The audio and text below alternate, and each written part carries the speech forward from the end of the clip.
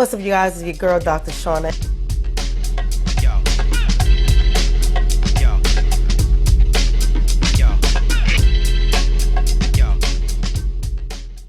But we're going to talk about Jamarion Robinson and how his family still hasn't gotten answers.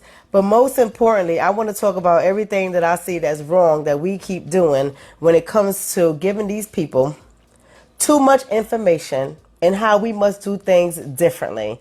So that's what we're going to chat about tonight. I'm going to let you guys know about Jamarion Robinson. If you don't know who he is or who he was, he is now deceased, killed by the cops. But what's new, right? There's so many of us killed by the police. But nonetheless, I want to be able to share the story with you guys.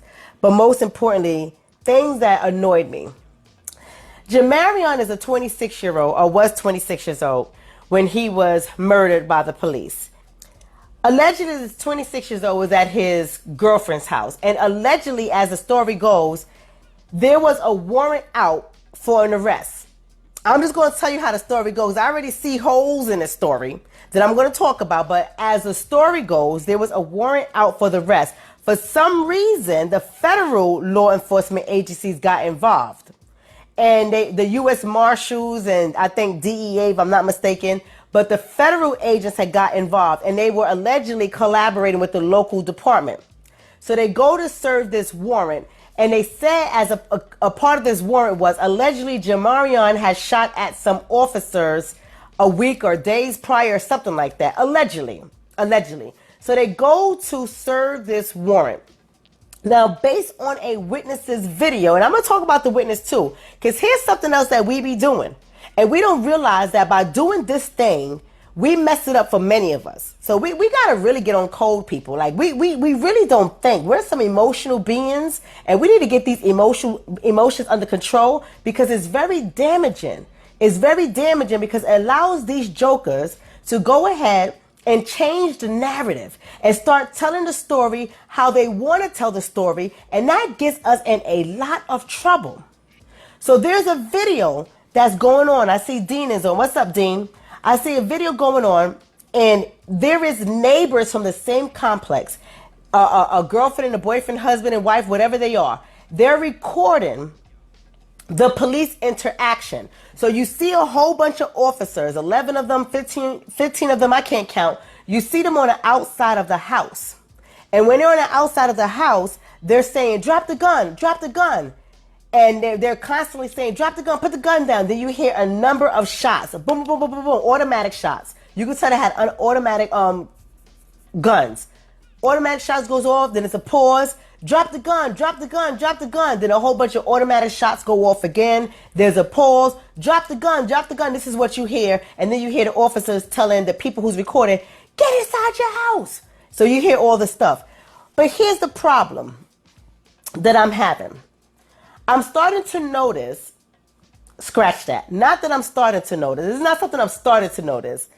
If we pay attention, what we're going to notice is a lot of the officers are using the same terminology. Drop the gun, stop reaching, keep your hands where I can see them.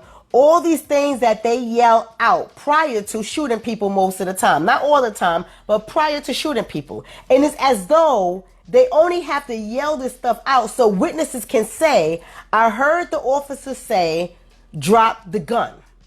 And when witnesses say, I heard the officer say, drop the gun, it helps support the narrative of law enforcement. And I say this a lot of times. You got to understand that police officers are protected by this amendment. Okay? And as long as this amendment stands, they will not be subjected to, no, it's the Fourth Amendment. The Fourth Amendment. As long as this amendment stands, they're not going to be subjected to any criminal charges. Because the only thing they have to say is that their lives was at risk of harm. Their lives was at risk of harm. Give me a second. I want to make sure I give you guys the right amendment. Yes, it's the Fourth Amendment. Their lives are at risk of harm. And because we did not know the danger that we were walking into, we used justifiable force. Let me say this very clearly. If you're going to be recording people and you're going to be recording the police with your camera for the sake of having video, and I appreciate that. If it wasn't for technology in this day and age, if it wasn't for us going out there recording things and being able to have some footage, because we know the police officers, these ones didn't have body cameras on, right? Even though all this grant money has been received for police officers to have body cameras, many of them don't. But we know that police officers will turn their cameras off. We know that they will obstruct the view. They will cover it up. We know that they're not going to give us the true deal. So if we have the pleasure, and I hope many of us don't, right? Because it's traumatizing. It's traumatizing to witness this in your apartment, witness this in your complex, your building, your neighborhood, your block, your school. It's traumatizing. But for those of us who the good Lord has ordained us to videotape that for the moment, I'm going to need y'all to shut up and just record. Just shut up and record. Now, if you look at this video with Jamarion Robinson, I was so mad. I was so mad at the people recording the videos. You see, because we are so far off code. We are recording videos for the purpose of putting it on our Twitter accounts, our Facebook accounts, our YouTube accounts, our Instagram accounts, and we want the popularity. We want the likes, we want the views, we want the follows, we want the comments, we want the popularity and the interaction, but that is a bad reason to be recording. If you're going to whip out your camera to record police conduct and misconduct, I'm going to need y'all to shut up. This is life and death for us. Like, we need to realize when I say it, and I say it all the time, we are at war. Do I need to get my Art of War from behind here so I can read some passages to you guys? We are at war. And we don't seem to understand that because we don't want to accept that narrative because it makes us uncomfortable. We got to understand that anything that we do, when we go out there, we need to go out there with the mindset that we are protecting each other. That's right, Kim. We need to go out there with the mindset that we are on code, one force. And that's what I'm about to talk about. But I have to start with that video because that is a prime example of being off code. So let me tell you what I mean. Here's the things that we must stop.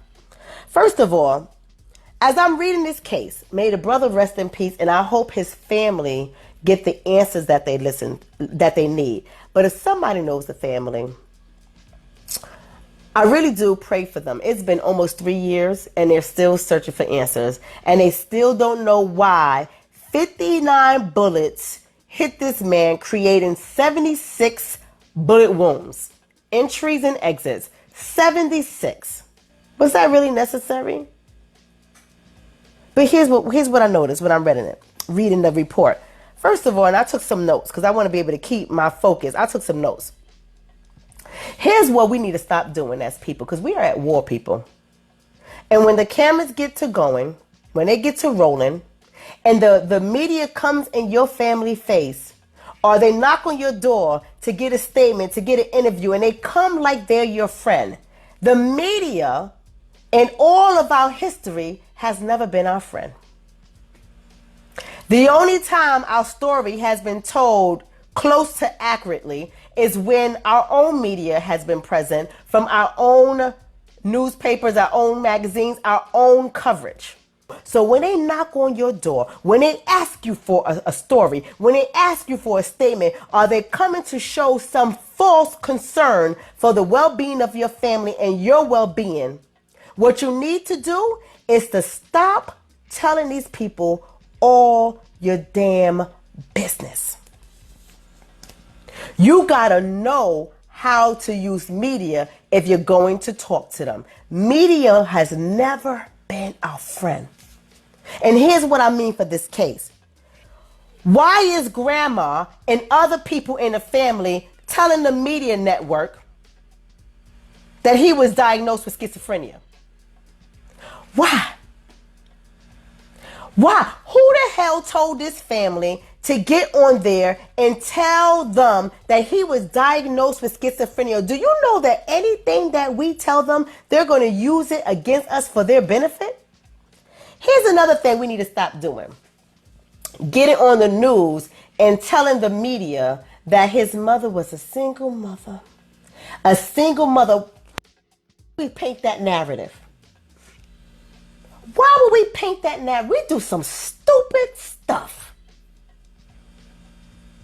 The stupidest things in the world. So now you're going to go and tell the media that his mother is a single mother? So now he's crazy, right?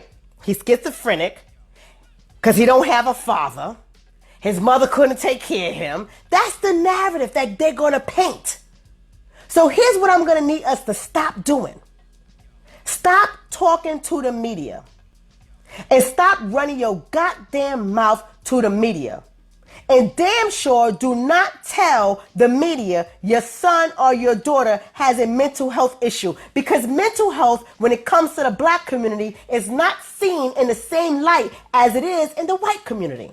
And we keep doing the same thing. That is insanity. So something has to give. When do we experience a transference of learning? When do we get a TOL, a transfer of learning? TOL, transfer of learning. That is when whatever is being taught to you starts to stick.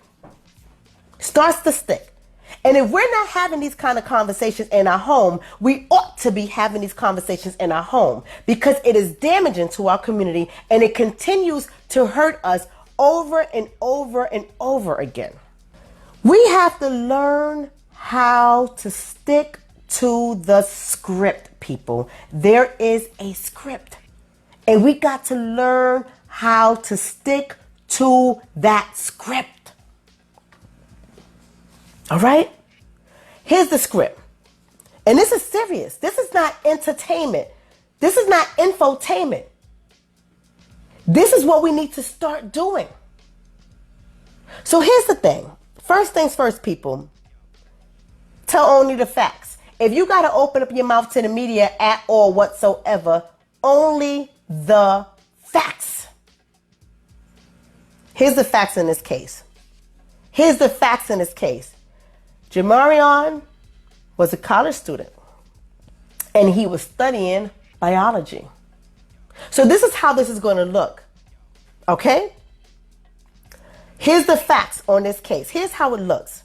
When the media, if you just happen to know how to use the media for your advantage and they just happen to come to you to get your narrative, you got to stick to the script. So in this case, the script goes something like this. My son was a good kid, never got in trouble, no problems at all with the law in school, nothing. Very smart kid.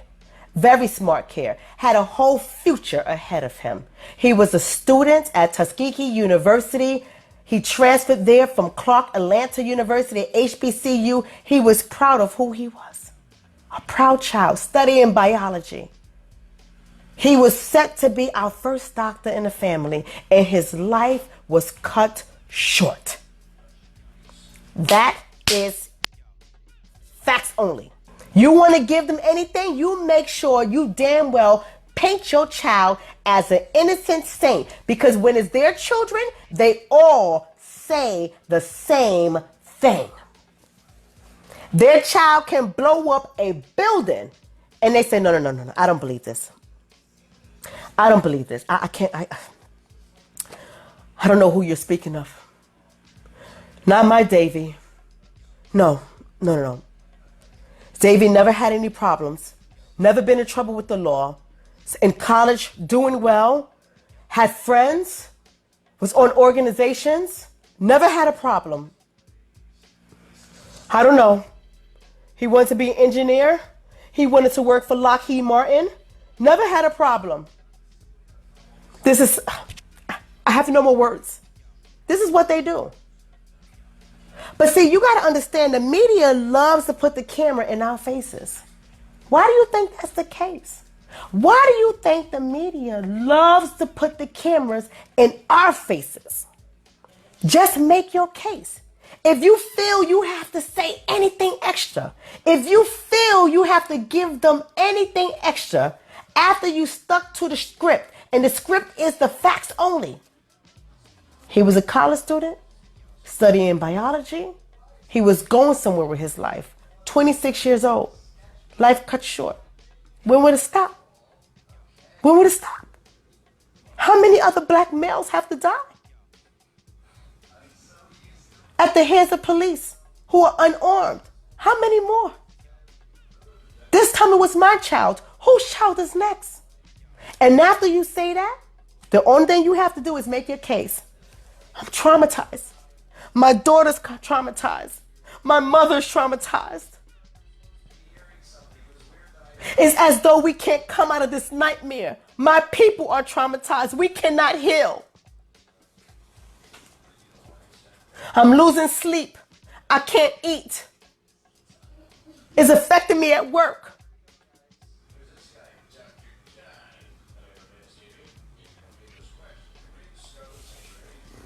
I'm afraid of the police. My children are afraid of the police. It's as though they want to kill us. I don't understand. That's all you need to say. You need to say nothing else. Nothing else. Why is it that we feel we have to do extra? Why is it do we get on the camera and all of a sudden we gotta be pulling out pictures and crying and saying I tried my best as a single mother. His father wasn't there. He was my baby. And if you feel like you can't hold it together, another way you get on code is you get a representative. You think I'm making this stuff up? Next time when you watch the news and you see somebody else that's outside of our community experience such pain and such hurt, see how they handle it. See how they handle it. If they're not able to talk, let me tell you something. They have a representative. And the representative is always a professional. I see it so many times, especially in my community. In my community, I see it all the time. When the Garden State Plaza Mall got shot up, no one was hurt. But when that crazy guy from Paramus, New Jersey, white kid, shot up the mall, you know who the representatives that were on TV? Nobody from this child's family was on TV. Nobody from this child's family. This guy went into the mall and started to shoot it up. And not one family on the first day spoke on his behalf. Instead, there were professional therapists such as myself on camera speaking on behalf of the situation. And if you don't have a professional to speak on behalf of the family or a community leader that knows how to speak, and this is what I mean when I say knows how to speak, and I'm not trying to be funny. We're going to have real conversation tonight. Real conversation tonight. Sometimes we find the wildest people to go on camera. I'm like, what the hell did he just say? What? Did he say scrape? What did he say? They went straight down the block? Like, this is what the hell we do. This is what the hell we do. Get somebody who can represent the family if you gotta say anything to media. But when we start talking too goddamn much and sharing too much information, we're ready to make this boy guilty before he's innocent. Right? That's right, Danny. And our lives have been changed forever. That's all we need to say. Stick to the facts. So I love you guys. Peace out and have a blessed night.